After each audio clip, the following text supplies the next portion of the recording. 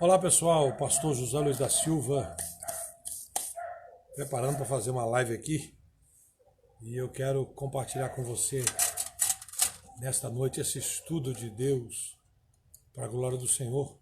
Gostaria que você entrasse aí para participar conosco dessa live aqui.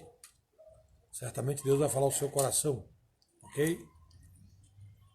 Estamos aqui para compartilhar com você esse estudo nesta tarde. Aliás, nessa tarde não, nessa noite, ok? Quero convidar você a entrar aí e compartilhar. Eu quero fazer um estudo agora sobre o que vem a ser o verdadeiro arrependimento. O que é arrepender-se? Tem muitas pessoas que não sabem o que é arrependimento. Estou tendo a oportunidade aqui na minha casa, no meu terraço, olhando, essas luzes acesas desse horário, e quero compartilhar com você esta palavra. Eu gostaria que você convidasse aí pessoas do seu hall de amizades, no Facebook. O pastor vai fazer um estudo agora sobre o que vem a ser o verdadeiro arrependimento.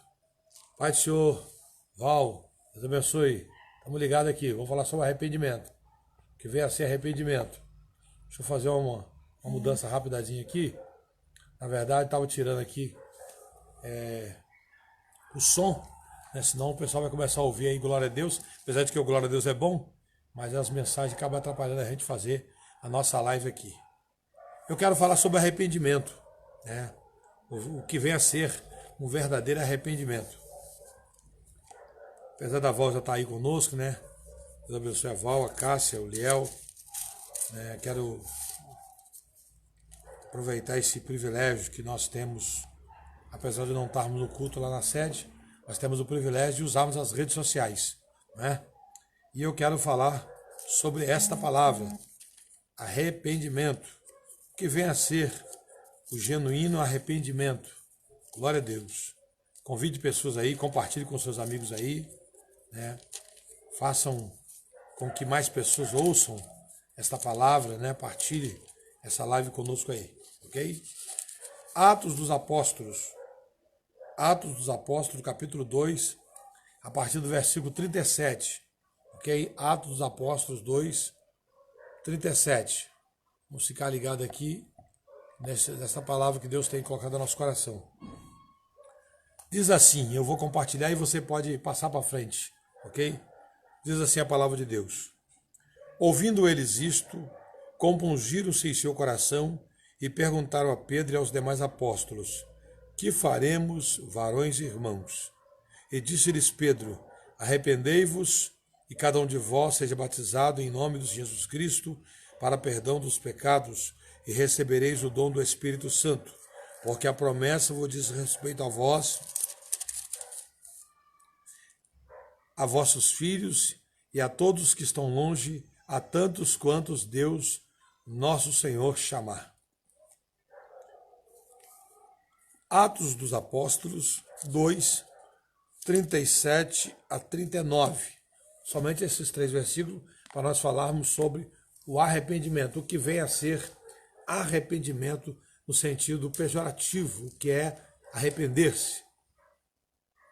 Quando nós temos lido esta palavra, é porque eu quero compartilhar com os irmãos o que a Bíblia quer dizer.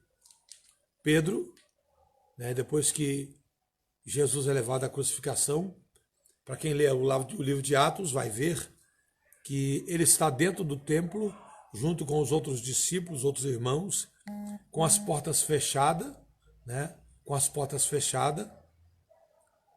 com medo, porque o que se divulgava lá fora era que os discípulos roubaram o corpo de Jesus para dizer que ele ressuscitou.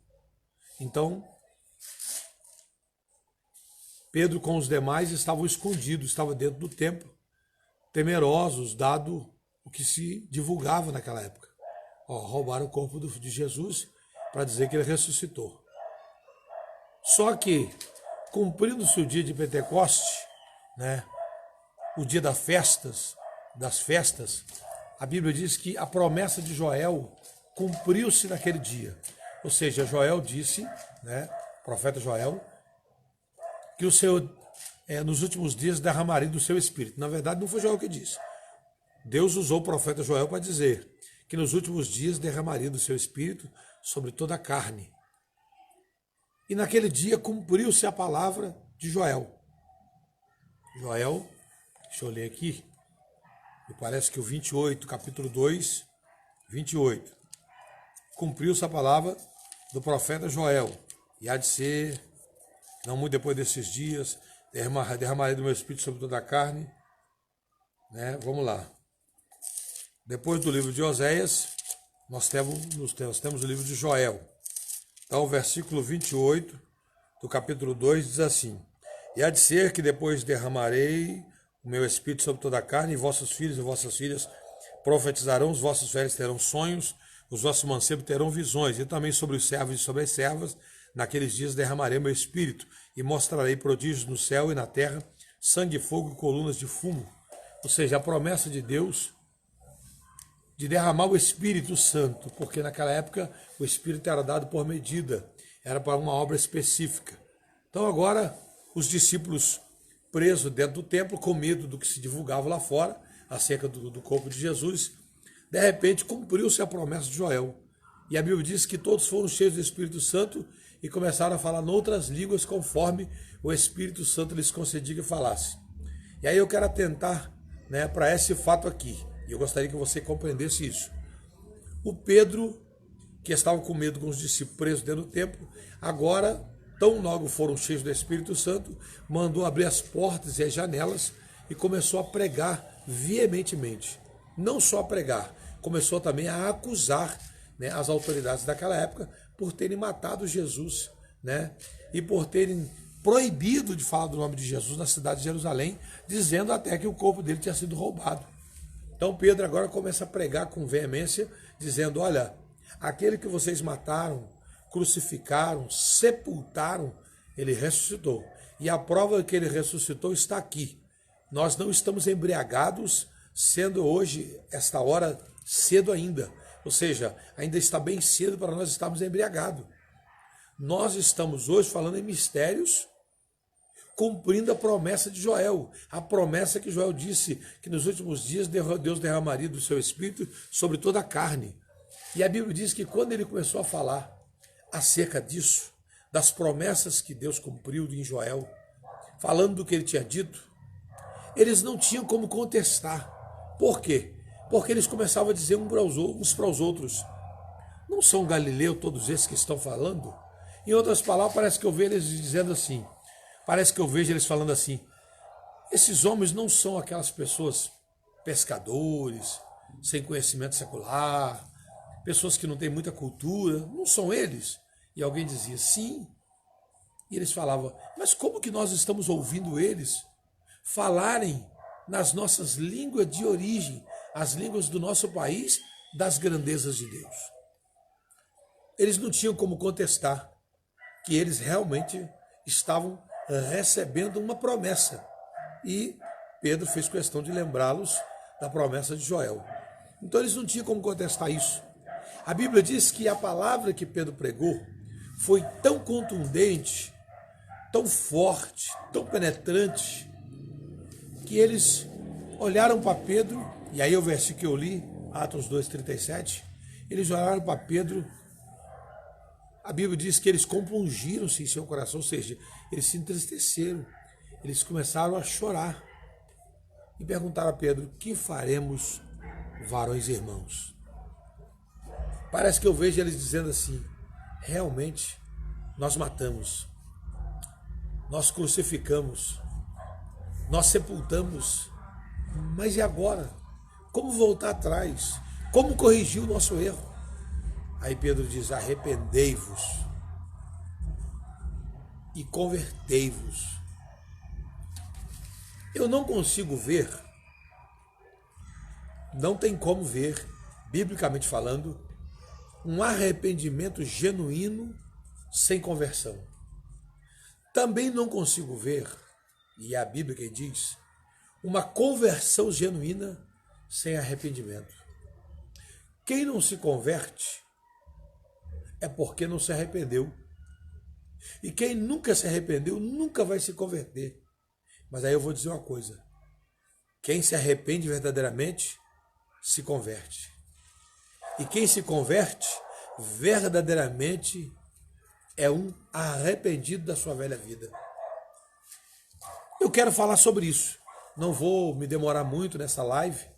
Quero que você compartilhe isso. O que é arrependimento no sentido pejorativo? O que vem a ser arrependimento? O arrependimento é um sentimento, e eu não vou usar aqui dicionário, não vou falar aqui tradução de palavra, de grego, hebraico, não.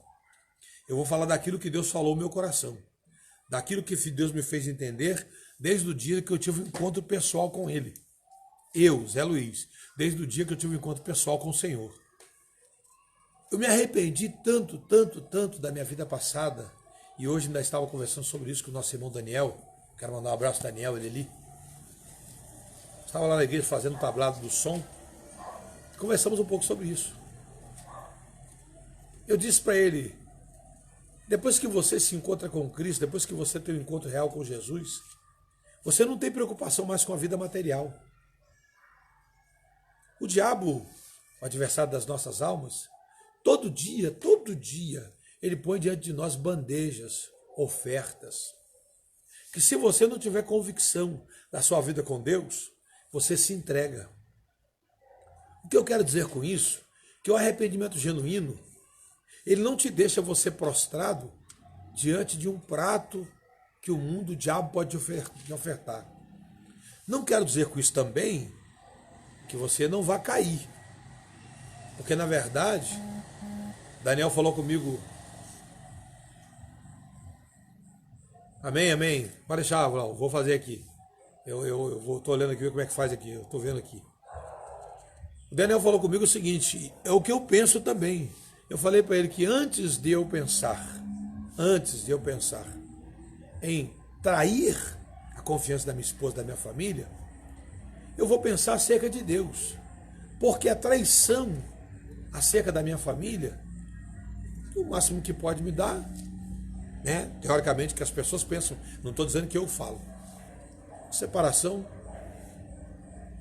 encerra, começa outro relacionamento. Isso é o que a pessoa pensa. Só que quem tem preocupação com o céu, quem realmente tem um zelo pelas coisas de Deus, ele não pensa só na aventura que ele vai viver, ele pensa no que ele vai perder na eternidade. E eu costumo dizer o seguinte, melhor do que confessar um pecado é não pecar. Porque o estrago que faz o confessionário, ao confessionário, né, é terrível. Por quê? Se eu errar, se eu cometer uma transgressão, adulterar ou coisa assim, eu não vou conseguir ficar na igreja normalmente, não vou.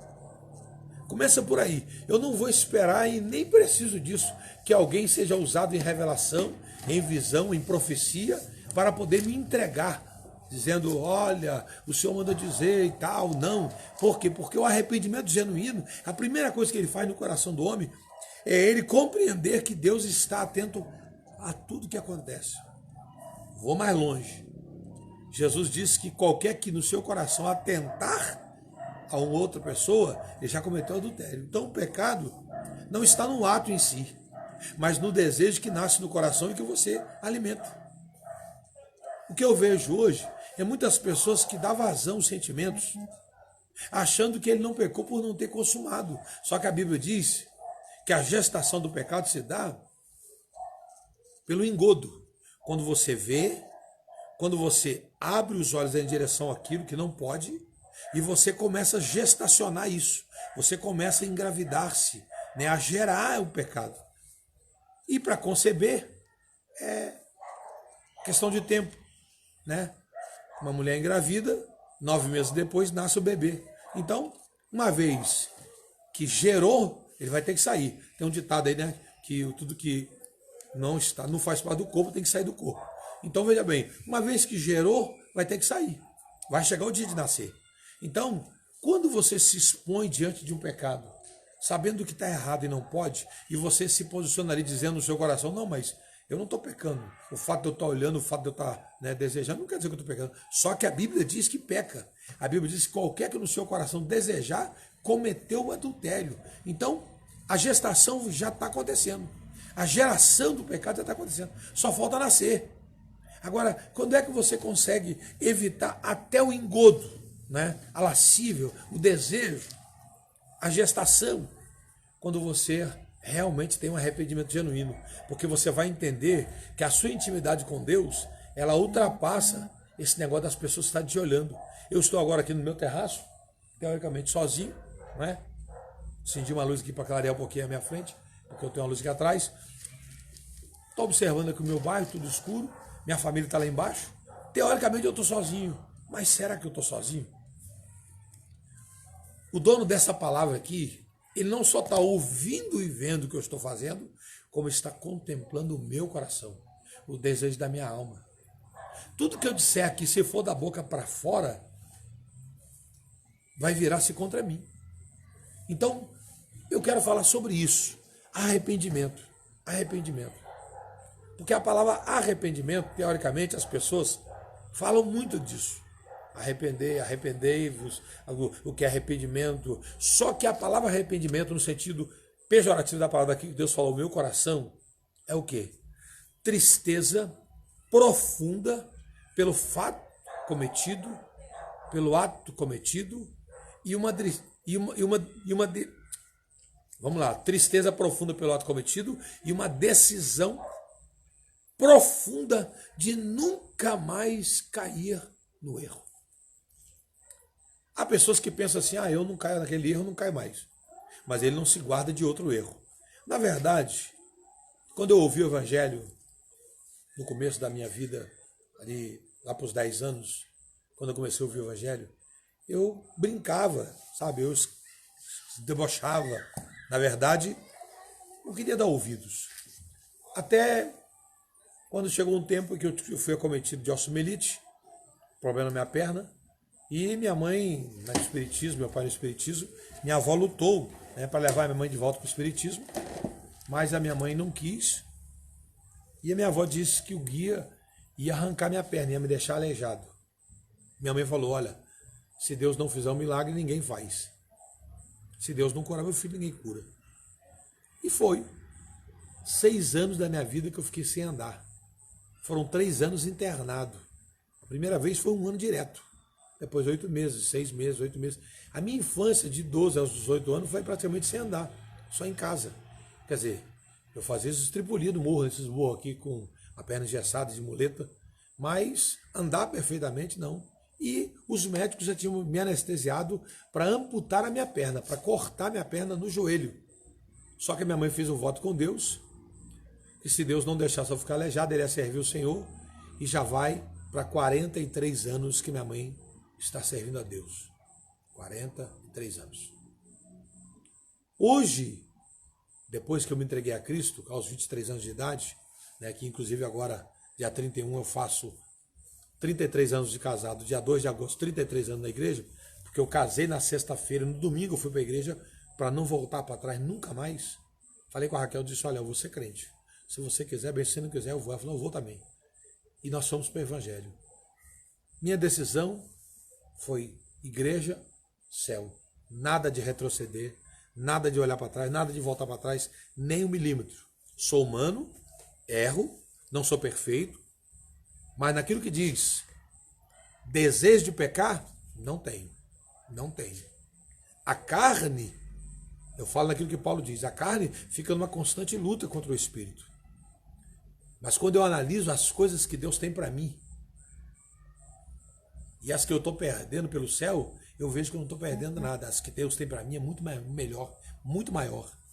Eu faço minhas palavras de Paulo em Romanos 8,18.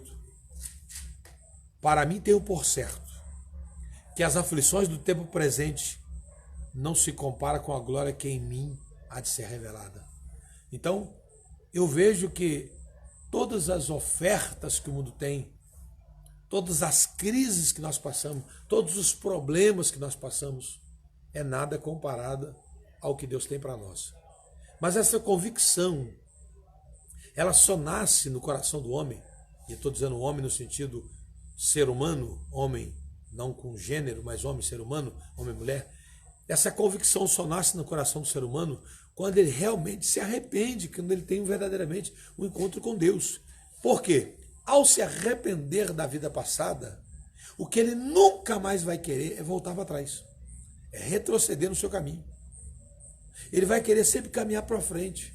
E ao ter esse sentimento de arrependimento genuíno, tristeza profunda do seu passado, daquilo que ele cometeu, um desejo ardente, forte, profundo, de nunca pecar, voltar para trás, isso se chama conversão. Quando Pedro diz, porque a promessa vos diz respeito a vós, ele diz a promessa não só do batismo, não só do ser cheio com o Espírito Santo, mas a promessa de uma eternidade. Por quê? Hoje, Paulo diz que nós vemos por espelho.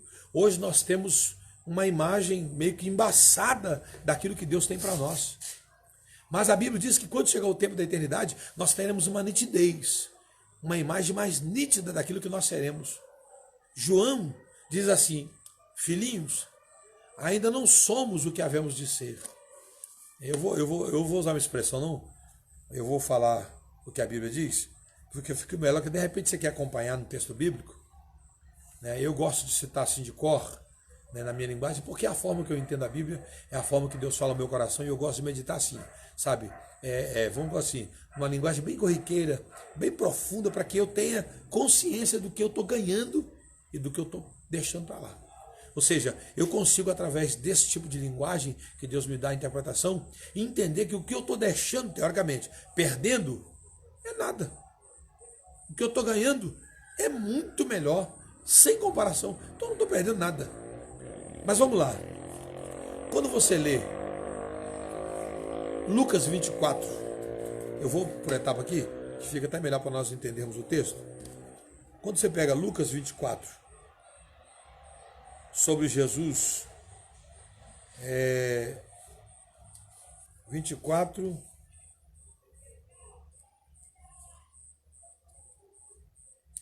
vamos lá, 24,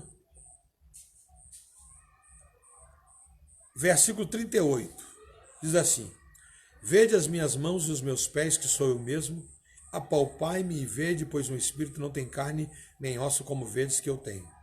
E dizendo isto, mostrou-lhes as mãos e os pés. Jesus, depois de morto, ressuscitado, apareceu aos discípulos, e eu penso que esta aparição era justamente para confirmar a eles as promessas que ele fez acerca da eternidade. A Bíblia, assim, é interessante, Deus é tremendo. A Bíblia diz que hoje, a garantia que ele nos dá de uma eternidade é a presença do seu Espírito em nós. Está sentindo aí? Você aceitou Jesus? Nós não temos mérito nenhum na salvação, nenhum. Nós não temos nenhum mérito nesse plano de salvação. A Bíblia diz, Paulo falando, Deus provou o seu amor para conosco em que Cristo morreu por nós, sendo nossos pecadores. Ou seja, Jesus pegou as nossas dívidas e as nossas transgressões e disse, Pai, eu vou pagar para o Zé Luiz, vou pagar. Agora, eu começo a analisar, gente, ele me amou quando eu estava rebelde, quando eu era um transgressor, profano, quando eu estava virando as costas para ele, quando eu o crucificava com as minhas atitudes e meus atos. Ele me amou. E no dia que eu entendi esta palavra de Paulo aos Efésios, que é a lição da escola dominical nossa, que inclusive foi o trimestre passado e a gente está repetindo, né? Tivemos anteontem a lição, né? Eu tive 6 pessoas, mas tivemos a lição. Domingo que vem, se Deus permitir, estaremos lá, né? Sem instrumento não podemos fazer culto, então é uma palestra, né? Com poucas pessoas, tire para uma reunião mais. Mas quando esta palavra entrou no meu coração, Paulo falando, nós éramos mortos, estávamos fora, estávamos desqualificados para o céu. Deus, por sua infinita misericórdia, com seu muito amor com que nos amou, pagou o preço da nossa salvação no Calvário através de Jesus. Eu comecei a ouvir aquilo, o Espírito de Deus falando no meu coração, e comecei a pensar, meu Deus, o que eu estou fazendo em relação a isso? Em gratidão a Deus. Me bateu uma tristeza no meu coração da minha vida. Prostituição, erro, coisas erradas. 15 dias do meu casamento eu falei com a Raquel, eu parei, analisei aquilo.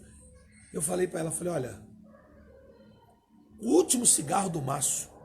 Eu estava fumando o último cigarro do maço, tirei o último cigarro do maço, porque eu teria que comprar cigarro logo depois que eu saí da casa da minha namorada, que era a Raquel, e ela fumava mais do que eu. O último cigarro do Márcio, acendi um cigarro, dei um trago e falei, olha, minha vida tá uma bagunça. Sabe? Eu preciso mudar. Preciso mudar. Muita gente dizia que eu não chegaria a lugar nenhum. E hoje eu estou vendo que a bondade de Deus para comigo é muito grande. Se eu cheguei até essa idade, é porque Deus me amou muito. E eu preciso mudar de vida.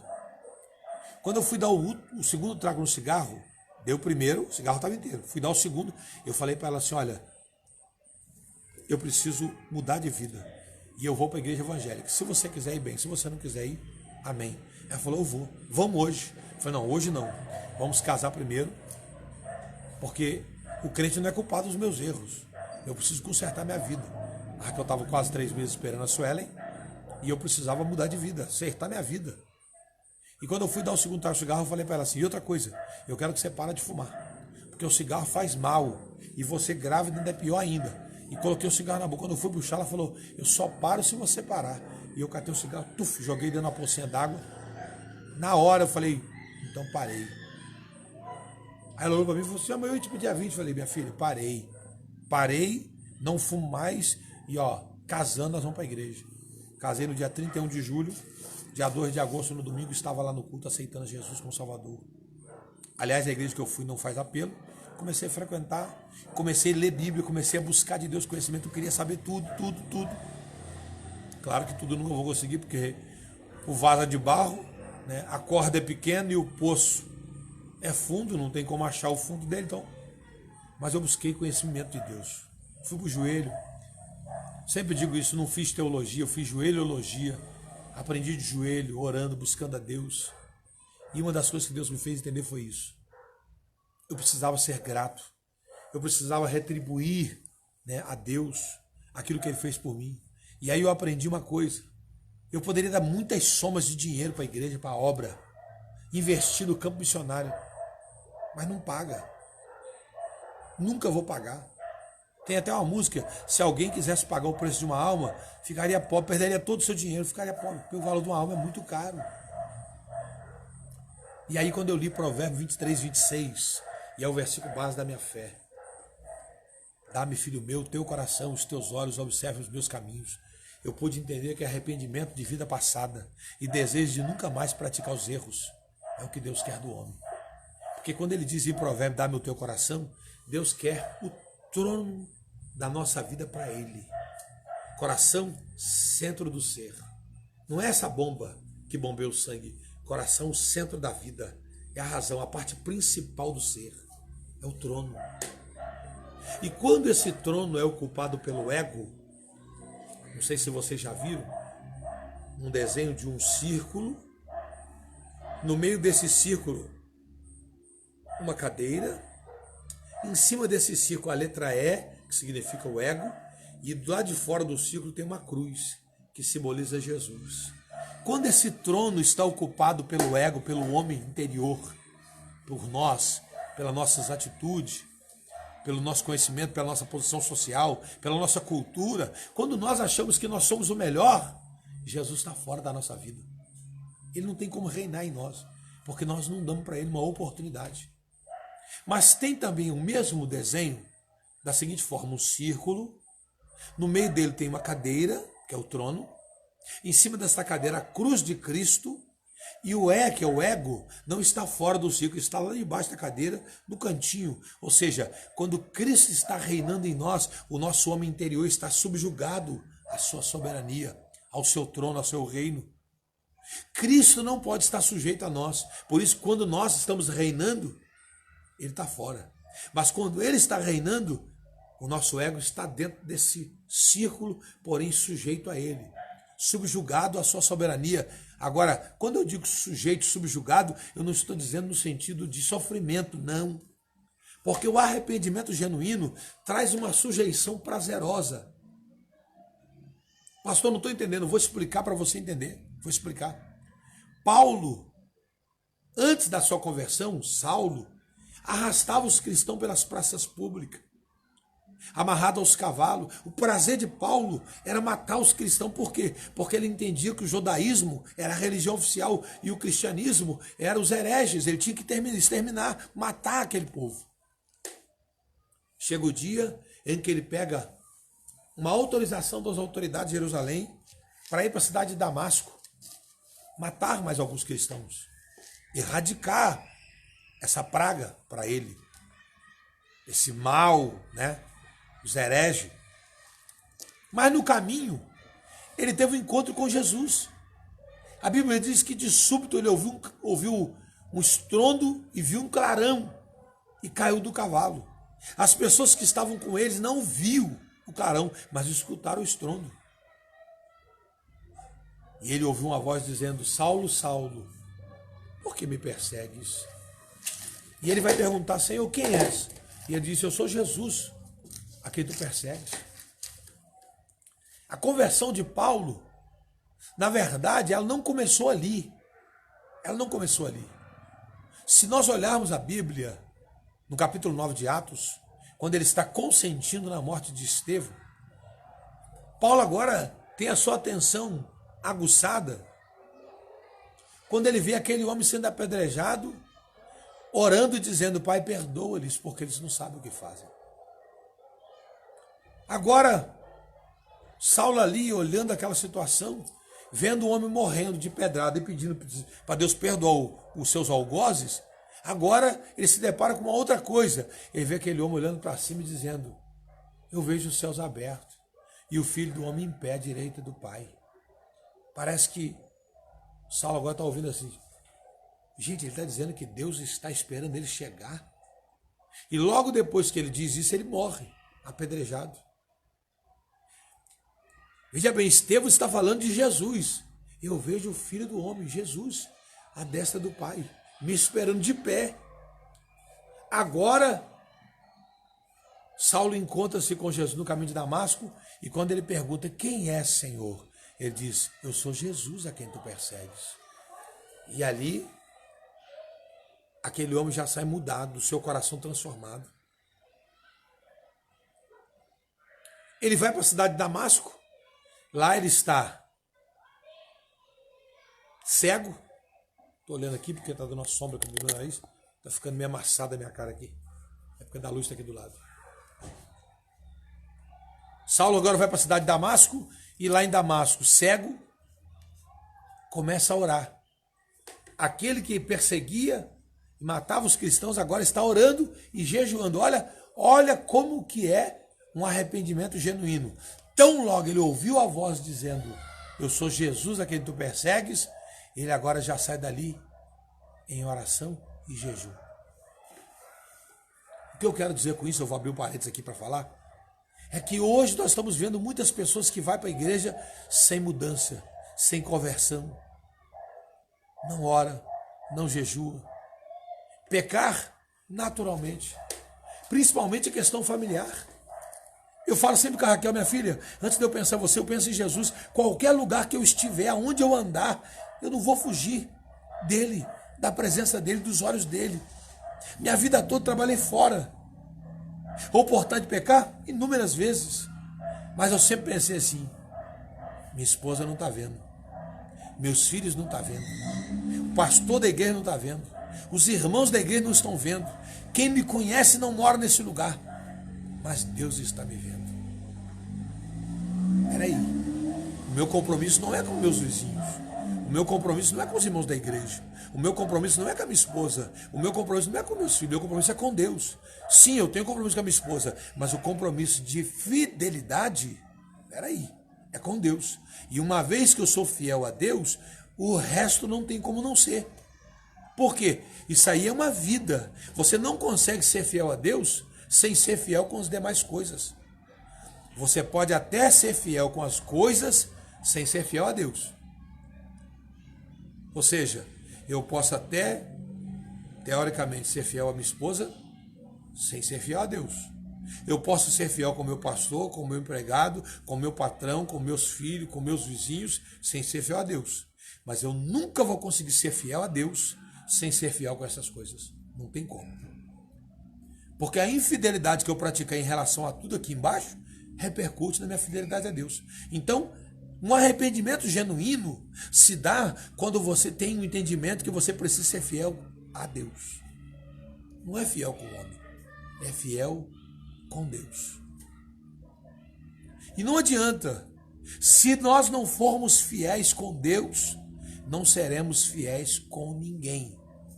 Por quê? Porque se eu não acredito que exista céu, se eu não acredito que eu vou ser julgado e condenado, não vai adiantar eu ser fiel à minha esposa. Por quê?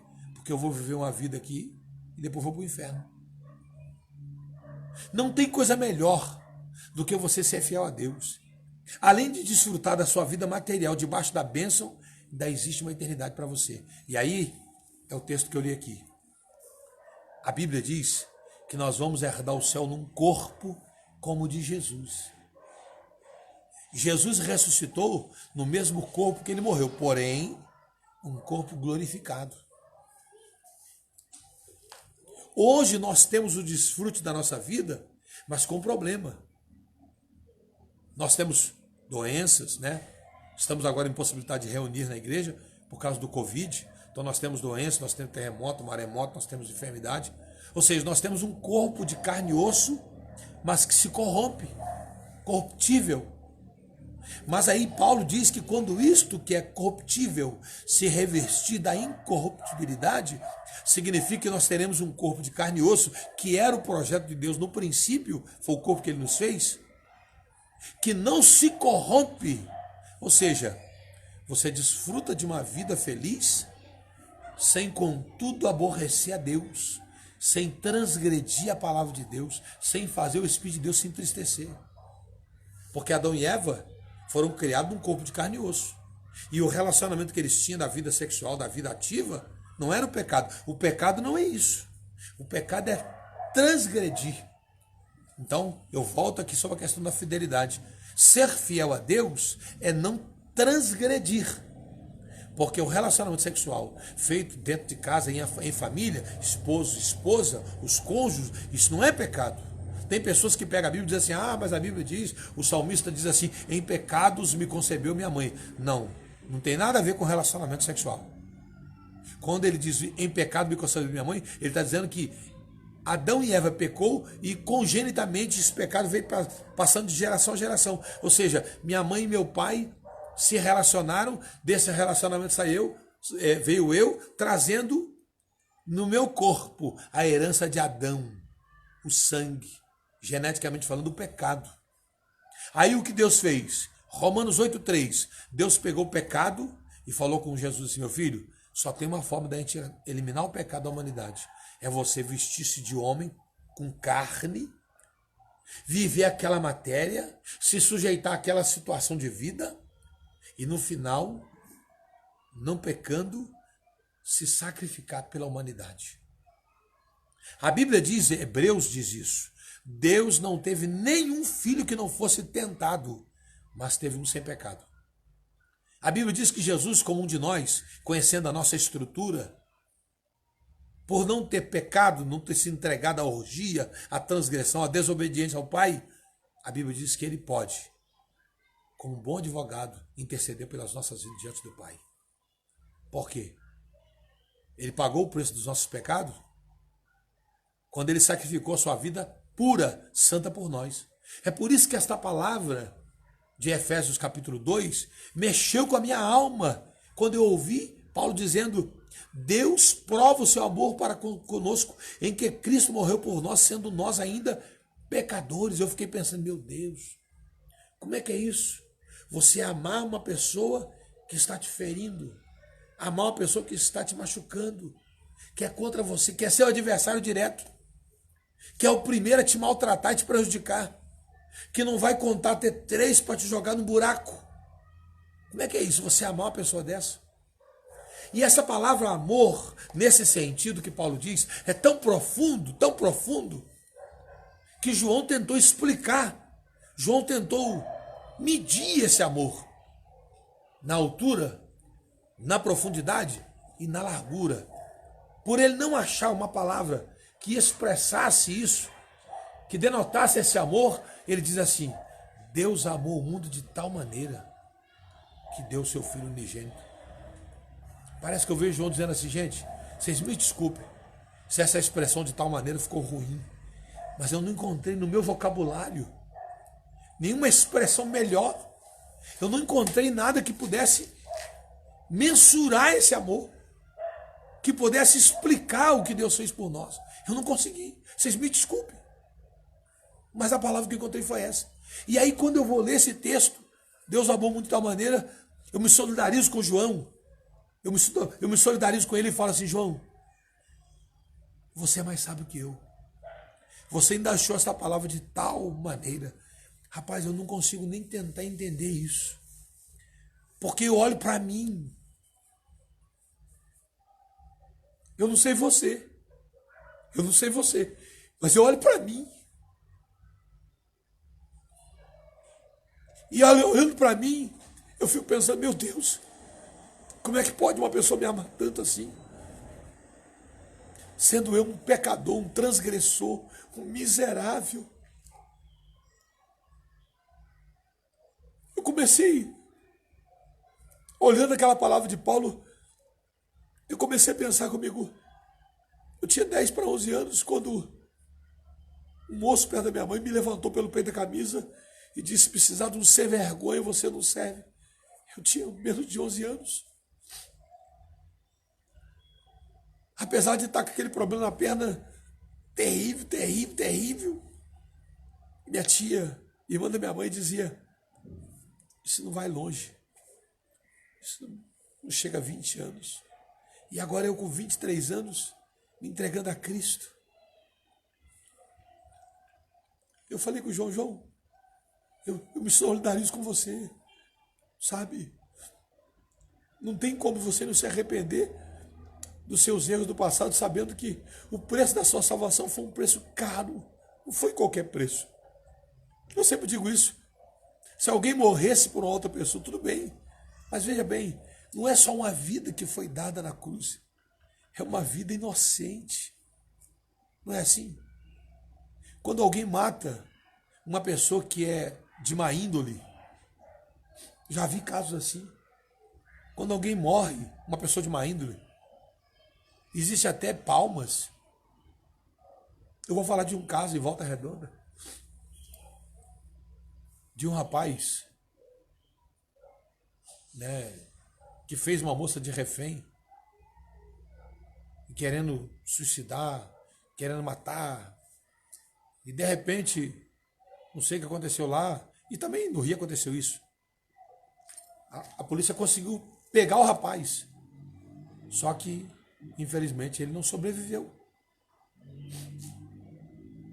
Salvou a refém, mas ele não sobreviveu.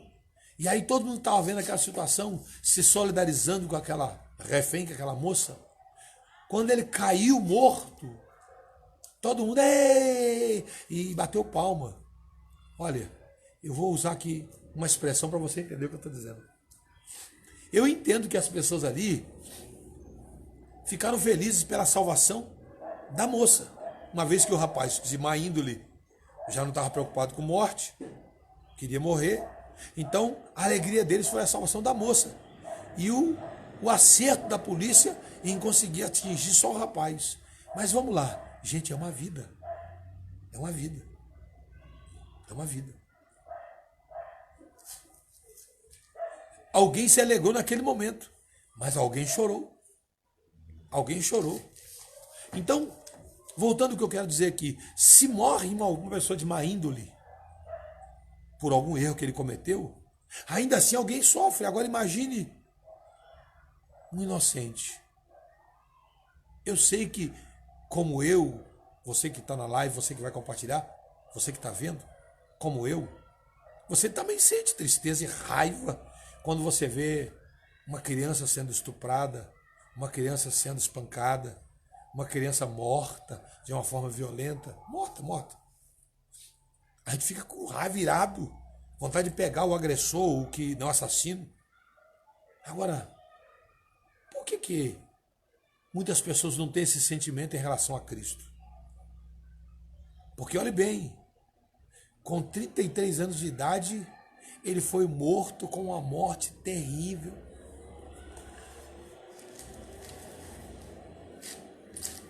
Depois de Pilatos entregar ele para o soldado, já tinha apanhado, porque Pilatos mandou dar um couro nele, falou: dá um couro nele, dá uma chicotada nele. Pilatos entrega para os soldados e falou assim: agora está na mão de vocês. Faz o que vocês quiserem. Ele vai numa pia, num tanque, não sei. E lá ele vai lavar a mão dizendo: olha, eu estou livre do sangue desse inocente. Ele achou que um couro só era suficiente, não precisava mais. Agora Jesus ia ser morto, crucificado, e ele quis dizer: eu não tenho culpa nisso. Mas ele contribuiu porque ele tinha autoridade para soltar Jesus. Ele falou: não sabias tu que eu tenho autoridade para te soltar e te matar? E Jesus falou para ele: você não teria autoridade sobre mim se o Pai não te desse. Jesus sabia que tudo aquilo estava determinado. Já estava pré-determinado o plano da salvação. Jesus sujeitou a tudo isso, aguentou calado, não falou nada, não retrucou, por causa de mim, por causa de nós. E aí, um dia lendo a Bíblia, esse texto, parece que eu vi aquela cena. Parece que eu vi aquela cena. Jesus todo marcado, cortado pelo chicote. E agora o soldado fala: tá por nossa conta, a gente pode fazer o que quiser. Pilatos diz: pode. Eles pegam, olhe bem, se você fizer uma pesquisa na internet, você vai achar os exércitos lá de Israel. Meu Deus.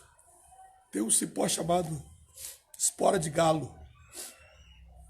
São espinhos tremendos, sabe, de grande. Espora de galo. Eles tecem uma coroa com aquele espinho e finca aquilo na fronte de Jesus. Imagine você olhando essa cena, eu vendo a cena.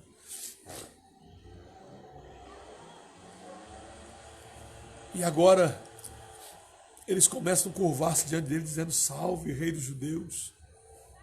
E aquele sangue descendo na sua fronte.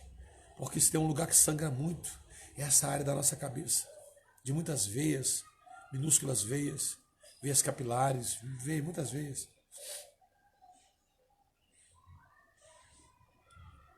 Agora, depois de eles curvarem, dizendo: salve, rei dos judeus, salve, rei dos judeus, alguém amarra um pano no olho de Jesus, vendo os seus olhos, e agora começa a dar nele bofetões, começa a dar soco. Tomaram a cana que estava na mão dele, que deram para ele uma cana para ele segurar. Às vezes eu penso nessa cana como cana caiana, aquelas canas grossonas, uma cana de expressão, porque eles vestiram ele com um manto, um cobertor, né? Uma coroa de espinho, a cana, e disseram: salve, rei dos judeus. Agora despiram do manto, vendaram-lhe os olhos e começaram a esbofetear ele, socar ele, começaram a bater com aquela cana e gritavam assim: profetiza quem te bateu. Se tu és o Filho de Deus, profetiza quem te bateu. E aí, eu vendo aquela cena, eu comecei a pensar: meu Deus, ele vê tudo. Se antes da fundação do mundo ele já sabia o que ia acontecer, será que ele não sabia quem estava batendo? Sabia.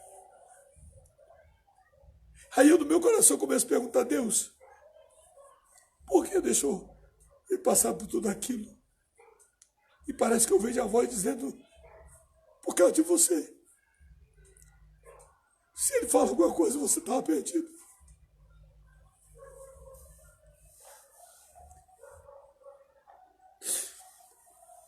Eu comecei a olhar aquela cena. Meu Deus. Que coisa terrível. Alguém sendo espancado. Enquanto uns choram olhando aquela cena, não podendo fazer nada. Outros se regozijam. Aplaudem, sorriem, dá gritos. Regozijando com a morte de Jesus. E se a gente for pensar, humanamente falando, dá vontade de falar assim: Senhor, esses aí joga no inferno, mata tudo.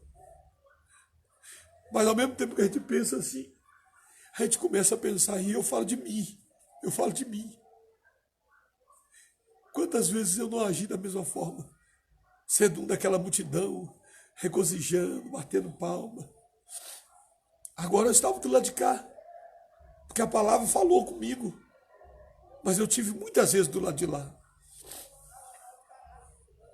E de repente agora eu vejo quando eles pegam uma madeira, prende sobre os seus ombros e fala, você vai levar até o lugar da sua crucificação.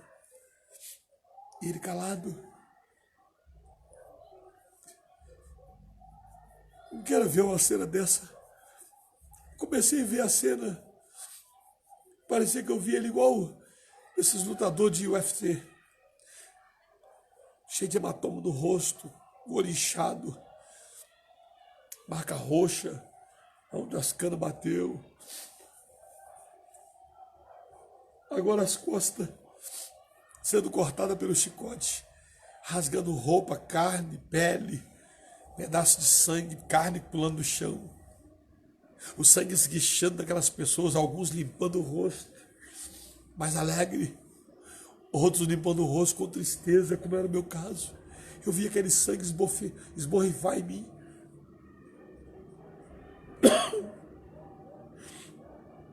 E quando eu via aquele sangue esborrifar em mim, aquilo moía minha alma. E o do chicote batendo, aquele cara do chicote batendo, e eu vendo aquilo.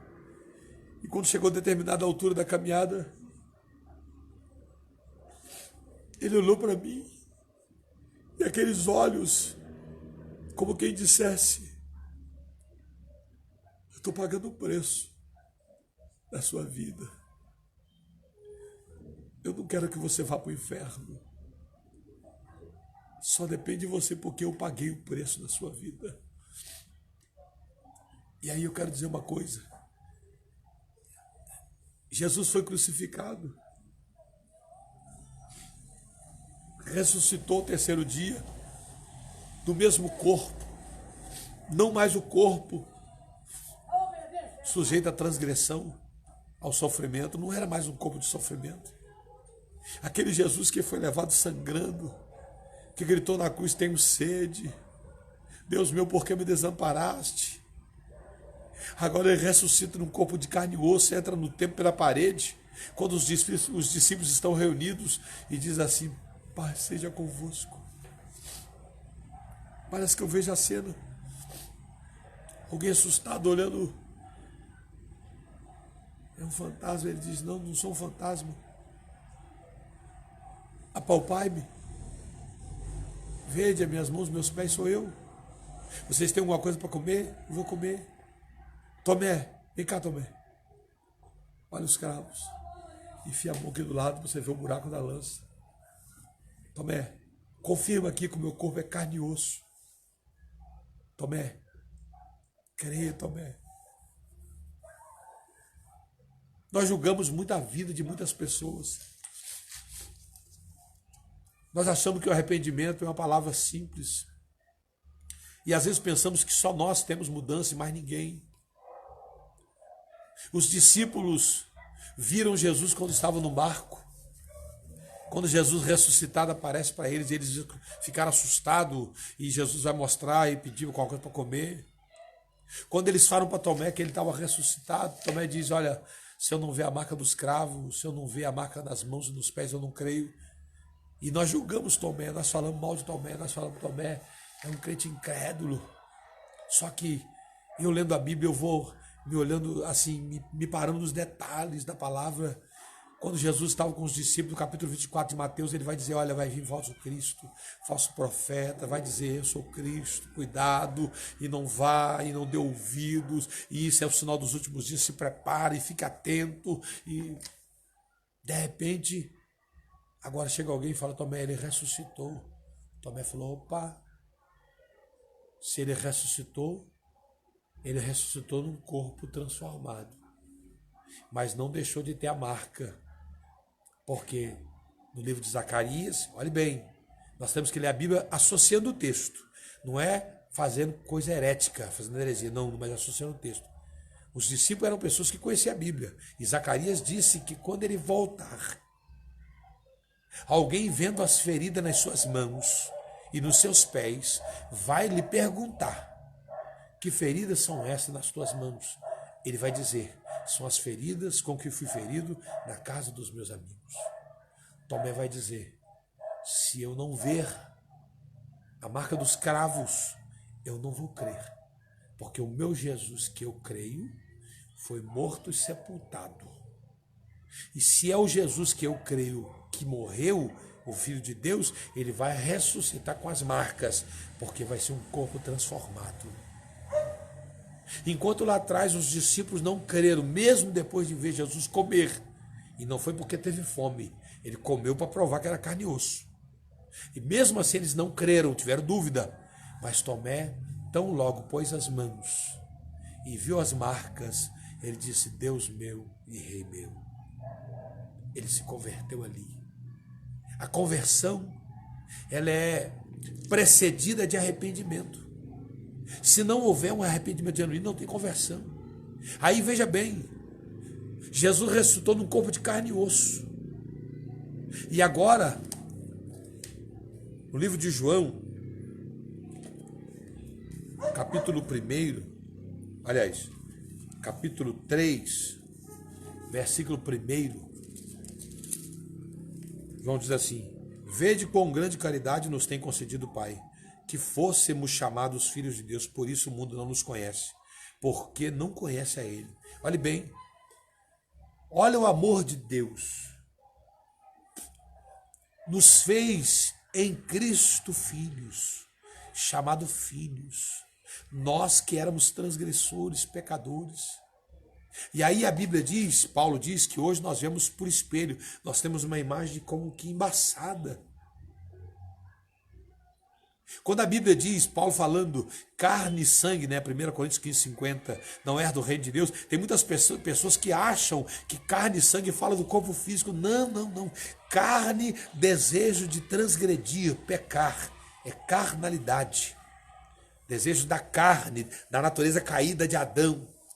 Sangue, o que traz essa herança maldita chamada pecado. Quando a Bíblia diz carne e sangue não é do reino de Deus, ela está dizendo que nós seremos transformados, mas num corpo de carne e osso que não vai ter dor, que não vai ter transgressão, que não vai pecar. Pastor, que é isso? João 3, primeira carta de João 3. Ele diz: vede quão grande amor nos tem concedido o Pai, que fôssemos chamados filhos de Deus. Por isso o mundo não nos conhece, porque não conhece a Ele. Hoje nós somos chamados filhos. O mundo não nos conhece porque o mundo não aceita esta situação que nós dizemos ser filhos, vivendo no mesmo corpo, sujeitos às mesmas coisas. O que eles não entendem e não aceitam é que nós, por deixarmos o pecado, justamente pela transformação, pela conversão, por deixarmos o pecado, ele não aceita nós vivermos uma vida diferente da dele, sendo o mesmo corpo. Aí João vai dizer, versículo 2, amados, agora somos filhos. E ainda, ou seja, não morremos, não fomos arrebatados, não fomos transformados, estamos no mesmo corpo que eles ainda. E ainda não é manifesto o que havemos de ser. Mas sabemos que quando ele se manifestar, seremos semelhantes a ele, porque assim como é, o veremos. Ser semelhantes, teremos o mesmo corpo. Agora, eu quero ir para a Bahia. Se for de ônibus, vou levar 25 horas. Se for de carro, uns 25 horas. De avião, umas 2 horas. Mas eu tenho que pagar a passagem. E todo jeito, o mais rápido que eu vá, 2 horas de avião. Mas no corpo de glória, você pensa estar no Japão, você está no Japão. Jesus disse que nós seremos semelhantes aos anjos. E aí tem pessoas que pensam que ser semelhante aos anjos é ter asas, é voar. Não, semelhante aos anjos é porque nós teremos um corpo, mas que não está mais sujeito à terra, à natureza humana. Não está preso, eu não preciso de porta para entrar. Jesus entrou no lugar fechado, passou pela parede. É um corpo de carne e osso, mas entrou pela parede. É isso que a Bíblia diz. Só que voltando ao texto que eu falei, Pedro falou que aqueles homens, arrependei-vos e convertei-vos. O arrependimento genuíno faz você sentir tristeza. A Bíblia diz que quando eles ouviram a palavra, eles entristeceram e disseram, e o que faremos? Porque já matamos, já não tem jeito. Jesus diz, Pedro falou, arrependei-vos e convertei-vos e sejam batizados. Esse sejam batizados significa arrepender, tristeza pelo passado, nojo pelo passado. Converter, mudança, 180 graus. Estou indo para o norte, sul, 180 graus. É uma mudança de 180 graus nas suas atitudes. Ser batizado, sepultar essa velha natureza. Olha, eu vou enterrar o velho homem. E foi o que eu fiz no ano de 1988. Mais precisamente, no dia 27 de março. Eu sepultei a minha velha natureza. Eu quero aqui dizer aos irmãos que Deus colocou no meu coração compartilhar com você esta palavra. E a nossa irmã Valdilene, professora da Escola Dominical, nos ajuda na EBD. Ela disse de participar conosco, né, nessa live. E eu quero chamar a nossa irmã Valdilene para participar dessa live, para que você possa compartilhar essa palavra. De repente, pastor, ficou muito longo, mas é assim, eu quero que você conheça isso, para que você entenda que arrependimento é profundo, é muito sério. Você precisa realmente se converter. Você precisa realmente mudar de vida. Você precisa realmente tomar essa decisão de servir o Senhor. Deus quer que nós mudemos de vida. Mas olha só, o que cabe a Ele fazer, Ele já fez. A parte que Ele tinha que fazer, Ele já fez. Que é pagar o preço da nossa transgressão. Preciso responder positivamente a este apelo quando alguém diz, há alguém que quer entregar sua vida a Cristo, ou alguém que, afastando do Evangelho, quer voltar para Cristo.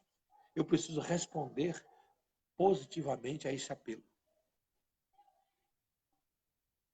E automaticamente, arrependido fazendo isso, eu vou buscar nunca mais transgredir, pecar contra Deus. Por quê? Porque o sentimento de quem realmente se arrependeu é nunca voltar atrás. É por isso que existe aí uma teoria da predestinação que eu particularmente digo o seguinte. Se você ler a biografia de João Calvino, você vai entender que João Calvino, ele nunca pregou isso, uma vez salvo, salvo para sempre. Você pode desviar, não, ele nunca pregou isso. O que João Calvino pregou baseado na Bíblia, e eu falo que foi entendimento que Deus me deu também. Talvez o mesmo Espírito, talvez não, com certeza, que revelou João Calvino esse tipo de pensamento, revelou a mim. Eu entendi que uma pessoa que uma vez encontrou com Cristo verdadeiramente, genuinamente, se arrependeu profundamente, ele pode até cair, ele pode até errar, mas ele não vai se prostrar. Ele não vai baixar a guarda, ele vai pedir misericórdia. Ele vai falar, Senhor, me ajuda. Ele vai entender o que Paulo diz. Veja bem, João Calvino, na biografia dele, ele fala um monte de versículo que você vai entender isso. Paulo dizendo, o bem que eu quero fazer eu não faço. O mal que eu não quero, esse faço. Miserável que sou. Paulo está dizendo assim, puxa vida, se eu pudesse me despir dessa natureza adâmica agora, eu me despia. Eu não quero praticar o erro, eu não quero pensar maldade, eu não quero nem olhar para o pecado, mas eu não consigo. É uma luta, carne contra espírito, espírito contra carne, e um se opõe um ao outro, não querendo fazer a vontade de Deus. Ou seja, Paulo está dizendo assim, eu estou numa peleja, estou numa guerra interna. Mas aí ele vai dizer assim, mas quando isto que é corruptível se revestir da incorruptibilidade, então eu vou dizer, morte, perdeu, porque você foi tragada. Agora, acabou.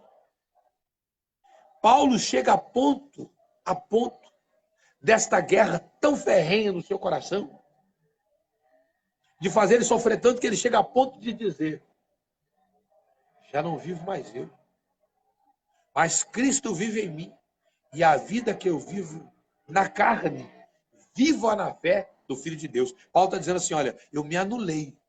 A única forma de eu conseguir vencer a minha natureza é me anular. Eu deixei 100% da minha vida na mão de Deus. É aquele trono que eu falei no círculo. Jesus em cima e o ego embaixo. Quando você entende o arrependimento, genuinamente falando, quando você aplica a palavra dessa forma, você vai entender o que João 8, 32 e 36 diz. Porque João diz assim, ó, conhecereis a verdade e a verdade vos libertará. Quem conhece a verdade não consegue nunca mais viver na mentira. Volta à teoria de Calvino. Uma vez que você conhece as coisas de Deus, que você tem um encontro genuíno, um arrependimento genuíno, 100%, você pode até errar, prostrar, retroceder. Ele não disse, no sentido pejorativo, uma vez salvo, salvo para sempre. Que uma vez que você aceitou Jesus, nunca mais perde salvação, porque Deus não te toma o que Ele te deu. Ó, vou falar uma coisa aqui. Uma coisa é Deus tomar o que Ele me deu. E uma outra coisa é eu rejeitar o que Ele me deu.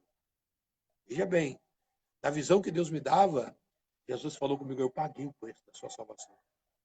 Eu poderia simplesmente olhar para ele e falar, o problema é seu. Não pedi para você fazer nada. Isso é rejeitar. Ele pagou, mas eu preciso responder o que eu quero. Ele disse, Zé Luiz, eu desci do céu até a cruz. Aí eu digo, Jesus, eu vou até a cruz. Abracei a cruz, Jesus não larga a cruz. A cruz vai ser meu objeto de troca da eternidade. Eu vou entregar minha cruz e ele vai dizer, toma sua coroa. Então não cai nessa de parar no caminho, nessa teoria de uma vez salvo, salvo para sempre e pecar. Não. Vai para o inferno. Porque não é Deus que está tomando minha salvação. É eu que rejeitei, eu que não quis. Eu não sei por que as pessoas têm dificuldade de entender. E aí eu vou aqui, me desculpe o que eu vou dizer, com todo carinho, com amor à alma. Uma pessoa que acredita numa predestinação incondicional, fatalista, ele está justificando o seu pecado. Ele quer justificar os seus erros. E aí eu vou dizer, a Bíblia diz que Deus não tem o culpado por inocente. E o culpado para ele é aquele que conscientemente peca. Sabe que não pode fazer e faz. Olhe bem, eu estou sozinho, teoricamente, no meu terraço. Eu poderia pegar meu celular agora, abrir numa página pornográfica, estar me deliciando na pornografia, fazendo alguma coisa, né, com o meu próprio corpo, né? Porque o sexo você faz sozinho, com duas pessoas, com mais. Ó, o bíblico, homem e mulher, um casal, casados. Não é dois homens, não é duas mulheres, não é uma pessoa sozinha, não é um monte de gente envolvida nesse relacionamento. Tudo é pecado. O que é de Deus é o casado, marido e mulher, debaixo da bênção. Então, quando você transgride, quando você peca consciente. Você sabe que não pode. Eu vou contar aqui uma casa rapidinho para me orar. Um irmãozinho chegou para mim, um jovem, chegou perto de mim e falou, pastor Zé Luiz, eu vim aqui porque eu ia cortar meu cabelo, mas eu queria escrever no meu cabelo Jesus, fazer uma estrelinha e tal. E minha mãe falou comigo, você vai fazer isso aí? Você sabe se o pastor permite? E ele veio me perguntar, pastor, tem problema? Eu falei com ele assim, irmão, se você tem vontade de fazer e não foi no barbeiro fazer, por quê? Porque se eu tenho vontade e se eu sinto que eu não estou transgredindo, eu vou e faço. Mas se eu sentir cobrança, a Bíblia diz assim, se o teu coração te condena, quer dizer, era lá. Falei, se você se sentiu mal, ou se você perguntou sua mãe te reprovou, e você veio me perguntar, é porque você não estava bem para fazer. Ou seja, o que você quer? Que eu digo para você, pode, e aí você vai dizer para todo mundo, o pastor mandou. Eu falei, então é o seguinte, eu vou te dizer para você, olha, não faça. Porque se você reprova o que você faz, você peca. Paulo diz, se eu reprovo o que faço, se faço, eu peco. Então o pecado está aqui, na minha consciência. O arrependimento parte dentro de mim. Ninguém vai se arrepender por mim. É eu que me arrependo. Eu vou falar uma coisa aqui, olha. Desde que eu me converti, eu não tenho uma tatuagem no corpo. Graças a Deus por isso. Eu não tenho piercing, brinco, nada disso. Por quê? Porque para mim, estas coisas não é para servo de Deus. Pastor, que é isso, pastor? Misericórdia. Tem muitas pessoas na igreja. Olha, irmão, uma pessoa que já está na igreja, servindo a Deus e veio com os seus problemas para cá, né? Porque vir como está, beleza. Para permanecer como está, aí está errado. Não. Arrependimento é tristeza pelo passado, desejo de nunca mais praticar. Isso está uma conversão.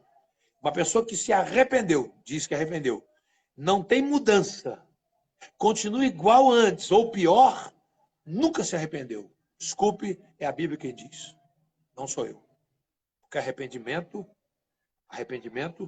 ele leva a pessoa à conversão. A conversão é precedida de arrependimento. Está do mesmo jeito. Os mesmos pensamentos, a mesma atitude, nunca se converteu. E aí, uma pessoa que acredita na predestinação fatalista, incondicional, na verdade, ele quer justificar os seus erros. Porque arrependimento não é isso. Eu quero que você guarde no seu coração essa palavra, o que vem a ser arrependimento. E aí eu vou deixar para você um versículo que vai corroborar com esse estudo, que diz assim: não entristeçais o Espírito Santo de Deus, no qual estáis selado para o dia da redenção. Tudo que você fizer que entristecer o Espírito Santo, saiba de uma coisa: ele vai embora. E uma vez que ele foi embora, o céu acabou. Não foi Deus que tirou a sua salvação, foi você que entristeceu o Espírito Santo. E aí, como Sansão, a Bíblia diz assim: não sabia ele que o Espírito do Senhor se havia retirado. Porque Deus não negocia o que é dele. Deus não divide o que é dele. A Bíblia diz que ele está buscando um povo seu, especial, zeloso e de boas obras. Então, querido, querida, Deus abençoe sua vida. Val, obrigado aí pela participação. Desculpe que eu não sei fazer a chamada, tentei chamar, não consegui, entendeu? Mas compartilhe aí, né? Me ajude aí. Comente o vídeo, faça comentários, né? Coloque aí mensagem, acrescente, porque na verdade eu não tenho a verdade, não sou dono da verdade. É a live que Deus me deu com a palavra, mais o que vocês todos que estão participando, que vão compartilhar, vão acrescentar em comentários, vai servir para a salvação e conversão de muitas vidas. Ok? Deus abençoe sua vida. Chora aqui. Pai eterno, no nome de Jesus, eu quero louvar ao Senhor por esta oportunidade desta noite, de compartilhar com os irmãos nessa live sobre esta palavra arrependimento e conversão. Ó Deus, assim como Pedro disse àqueles homens daquele dia: arrependei-vos e convertei-vos e sejam batizados para o perdão dos nossos pecados. Eu peço que assim seja na nossa vida, que possamos a cada dia nos arrependermos, nos convertermos e verdadeiramente sepultarmos o nosso velho homem, que os nossos olhos estejam postos em Ti, que os nossos ouvidos sejam para ouvir a Tua voz, que a nossa boca não sirva para outra coisa que não seja para edificar vidas, para adorar o Teu nome e glorificar o Senhor. Pai, que nossos lábios não sirvam para derrubar a alma, para denegrir mais de ninguém, para falar mal de autoridade, ó Deus, para poder falar mal de quem quer que seja, que os nossos ouvidos não sirvam para ser, Pai Santo, objeto de entrada de coisas que não edificam a nossa alma, que não vai agregar valores à nossa salvação, que os nossos olhos não nos leve àquilo que não edifica a nossa vida, que não nos leve a transgredir a Tua palavra. Pai, me ensina a cuidar dos meus olhos, dos meus ouvidos, da minha boca, das minhas mãos, dos meus pés, do meu corpo, que é templo do Teu Espírito Santo. Que assim seja na vida dos meus ouvintes, dos irmãos que estão compartilhando comigo essa live, Pai, que estão me acompanhando nesse estudo. Eu peço que o Teu Espírito possa fazer o que eu não posso, Pai. Convencer do pecado, da justiça e do juízo. Pai, eu quero abençoar a vida de todos, a família de todos. Quero orar pela vida do seu Marinho. Pai, o irmão Marinho que está hospitalizado, que diz que está com Covid. Pai, eu creio no poder que há no nome de Jesus. Nosso presidente Jair Messias Bolsonaro. Pai Santo, toma nas tuas mãos. E não só eles, mas todos aqueles que estão enfermos, acamados, seja com Covid, seja com infarto, seja com AVC, seja com AIDS, seja com câncer. Pai, eu quero repreender, como ministro do teu evangelho, toda doença, todo mal, todo dardo, toda seta do inimigo. Pai, aqueles que estão vendo essa live agora, se porventura está sendo alvejado pelos dardos do diabo, eu anulo agora. Opressão sai agora, depressão sai agora, enfermidade sai agora. Demônio, você que ganhou nas encruzilhadas, na cascata, na cachoeira, na Mata Virgem, e é uma oferenda para destruir esta vida que está através desta live, ouvida a palavra de Deus. Eu anulo agora todo o trabalho feito. Eu jogo por terra agora toda ação diabólica. Eu liberto agora em nome de Jesus essas vidas. Aqueles que estão vendo, estão agora concordando comigo nesta oração. Receba salvação, receba cura, receba milagre, receba a sua bênção. Para a glória de Deus, para a glória de Deus, receba a sua vitória. em nome de Jesus, em nome de Jesus, em nome de Jesus. Deus abençoe sua vida, Deus abençoe sua casa, receba cura, receba milagre. Se porventura alguém aí na live, vendo este vídeo, sentir uma presença maligna, está repreendido. Fale comigo agora. Eu repreendo em nome de Jesus toda opressão, todo dardo, toda seta maligna. Eu recebo Jesus na minha vida. Eu volto para Jesus agora. Em nome de Jesus, eu me entrego a Ele agora. Deus abençoe. Eu quero fazer um apelo aqui a você que está comigo.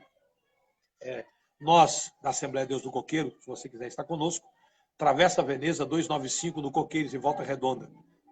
Eu vou deixar aqui o meu telefone pessoal, meu celular, se você quiser conversar conosco, conversar, dialogar, estudar, receber oração. Meu DDD 24, meu telefone é 998286446, ok? Pode ligar para nós, estamos prontos a atender a você. Mas eu quero deixar também um pedido, um apelo. Nós da Igreja de Coqueiros estamos pagando um consórcio, eu estou pagando um consórcio todo mês para pegar uma carta para adquirirmos um terreno para um estacionamento. O problema da nossa igreja hoje é estacionamento. Eu não tenho espaço para acomodar muitos carros. Na verdade, eu não tenho carro nenhum. Os irmãos da igreja passam um aperto muito grande. E eu sei de muitas pessoas que têm vontade de ir no coqueiro, não foi por causa do estacionamento. Então, nós estamos imbuídos no propósito de comprarmos um terreno. E eu pago, Eu pago um consórcio todo mês, que hoje está em torno de R$ 2.800 para pegar essa carta. E você que quer nos ajudar na aquisição desse terreno, nós temos, olha, um terreno para o estacionamento que nós estamos pagando um consórcio para adquirir. Nós temos um terreno lá em Santa Rita de Jacutinga, aluguel, nós compramos um terreno, estamos pagando para a glória de Deus, pagamos essa semana mais uma parcela, creio que falta aí 34, parece, de R$ 1.100 hoje. Agora ganhamos um terreno, em Santa Rita de Cássia, e estamos agora envolvidos numa despesa para cercar o terreno e fazermos uma área de lazer para a igreja. Para os irmãos da igreja, irmãos de outras denominações que certamente vai desfrutar também, porque eu não estou fazendo para o coqueiro, eu estou fazendo para o reino de Deus. Eu não prego o tribo, eu prego o reino de Deus. Então, esse terreno de Santa Rita de Cássia é um terreno grande, nós vamos cercar e já compramos agora arame, madeira, demos um cheque lá, uma despesa de R$ 1.000, isso é só para cercar o terreno, mas ainda temos que limpar o terreno, nós temos que pagar para limpar o terreno, e depois nós vamos construir, precisamos construir batistério, piscina, vestiário, cozinha, ok? A igreja do Coqueiro é uma igreja pequena, uma igreja, graças a Deus, para a glória de Deus, estamos caminhando para 22 anos, Saudoso pastor Tarcísio Dias Dutra, a quem eu tenho muita honra de estar no lugar dele, assumindo a igreja, não tenho condições, nunca me vi condição para ser pastor de igreja, muito menos presidente, mas aprova o Senhor me escolher para estar ali, eu sou muito honrado por isso, de substituir o pastor Tarcísio Dias Dutra, a quem deixou para mim um grande legado, e eu quero dar continuidade ao trabalho dele. A Igreja do Coqueiros, a Assembleia do Coqueiro, que hoje nós temos mais congregações, eu espero que o Senhor me dê condições, se porventura a igreja não for arrebatada, não estou preocupado com o meu nome. Se Deus não arrebatar a igreja por esses dias, por estas horas, eu espero em Deus que Deus me dê condições que essa igreja vá aos 4 cantos do mundo. Sabe por quê? Porque eu quero ter o prazer de levar a história do meu pastor Otacílio Dias Dutra. Certamente, se Deus me levar, a igreja vai continuar essa igreja não for arrebatada, e quem substituir-me lá na igreja vai levar a história do pastor Otacílio. Porque, na verdade, a igreja é assim. A igreja, quem fundou, é que vai na frente. Todos que vêm atrás é como a rabiola de uma pipa, mas quem fundou é que vai na frente. Normalmente você vê aí Gunnar Wing e Daniel Berg, a Assembleia de Deus, mais de 100 anos de história, a maior igreja pentecostal do mundo. E você não consegue desassociar esses dois homens, esses ícones do movimento pentecostal brasileiro, chamado Gunnar Wing e Daniel Berg, a quem eu tenho prazer de dizer, glória a Deus por isso, sou membro da Assembleia de Deus. Então eu quero dizer para você o seguinte, se você quer nos ajudar, fazendo uma contribuição, eu não sou muito fã de fazer isso, mas o pessoal fala que eu sou pidão. Isso eu peço mesmo. A igreja precisa, a igreja é reino, Então vamos lá. Nossa igreja tem uma conta no Banco do Brasil, só Banco do Brasil. A outra conta é minha conta pessoal, não tem nada a ver com a igreja. Minha conta, eu sou licenciado do NPS, então eu tenho minha conta, eu sou soldador, estou afastado do serviço hoje, pastoreando. Hoje eu estou pastoreando, mas eu sou soldador, registrado em carteira, estou afastado. Porque eu tenho a coluna operada, hoje eu não consigo mais levantar o braço, não consigo ficar muito fazendo movimento. Mas vamos lá. Banco do Brasil é a nossa conta. Banco do Brasil. Igreja Evangélica Assembleia de Deus, Coqueiros. Só que ela está abreviada. IEAD Coqueiros. Agência 1583, dígito 0. E a conta corrente 5304, dígito X. Ou dígito 0, que é a mesma coisa. 53040. 5304X. É 5.304X. Ou 0. Então, se você quiser depositar na conta dele qualquer valor, Deus tem sido bom, porque alguns irmãos têm até me ligado. Pastor, eu estava na rádio fazendo um programa, me ligaram. Pastor, eu queria ajudar essa obra. Tem como o senhor vir aqui? E eu fui lá na divisa, né? Quero mandar um abraço ao irmão, não sei se eu posso falar o nome dele, porque né, tem coisas que pessoas têm crente, como eu, que não gosta, né? Dizer o nome, mas eu fui lá na casa dele, né? Peguei, ele me deu uma oferta, e eu fiquei muito feliz, né? Ele falou, pastor, tem uma oferta, não é muito. Eu falei, querido, oferta é oferta. R$1,10 é oferta. Igreja é assim. Se alguém pensa em oferta só acima de 1.000, é porque ele não entendeu o que é oferta. Se você ler a Viúva Pobre, uma hora eu vou trazer uma live sobre isso, qual o valor da oferta? Né? Qual o valor da oferta? Ok? Deus abençoe a todos, fique na paz. Se você fizer aí a sua oferta, se quiser, eu vou te pedir, registre o seu nome, né, no depósito, mande para mim no WhatsApp do meu telefone, 24 998 28 6446, que eu quero orar por você no monte. Eu quero estar colocando no monte, Senhor, essas pessoas aqui que o Senhor possa abençoar. Por quê? Porque a igreja vai crescer e Deus vai fazer, reverter isso na sua vida 100 vezes mais ou 1.000 vezes mais. Ok? Pastor, eu não queria fazer declaração do meu nome, eu queria ajudar, mas não quero. Amém. Quando fazer o depósito, eu vou receber. Né? Eu vou olhar no banco, na conta do banco, eu vou ver lá o depósito.